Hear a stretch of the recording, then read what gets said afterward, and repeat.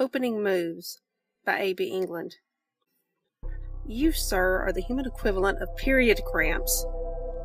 Brady didn't bother to glance up from the account report he was working on as he responded.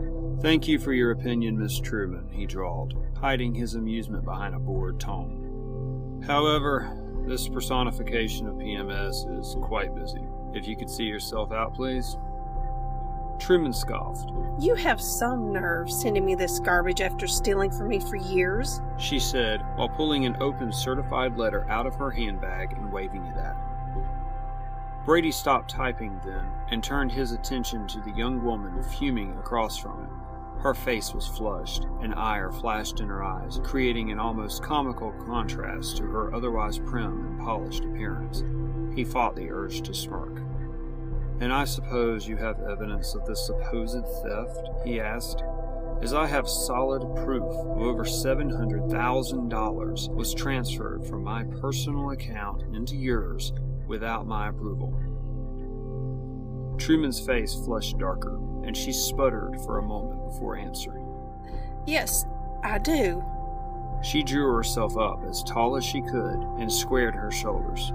I have records showing withdrawals from the trust fund that bounced around to a dozen or so servers before landing in that personal account. Oh, and just how did you get those records? Brady couldn't help the slight smirk at the owlish look she gave him then. There are strict laws governing what evidence is allowable based on how it is gathered. I'd bet good money whatever evidence you think you have was obtained illegally. Otherwise, a smart lady like you wouldn't hesitate to press charges for embezzlement. Truman's face went from flushed to pallid in a matter of seconds, causing Brady to marvel she didn't drop into a faint in front of his desk. "I'm not an unreasonable man, Miss Truman," Brady said. He folded his hands in front of himself on the desk. "I'm willing to make all this go away. I'll call off the lawyers and refrain from pressing charges. Keep your name out of the papers and unspoiled if you just return the money and agree to keep this misunderstanding between us." Anna Truman's eyes narrowed, and her expression hardened as she stuffed the certified letter back into her handbag. Such a magnanimous offer, Mr. Hall, she said. I'll make sure to give it the consideration it deserves. Truman snapped her bag closed and pulled his office door open.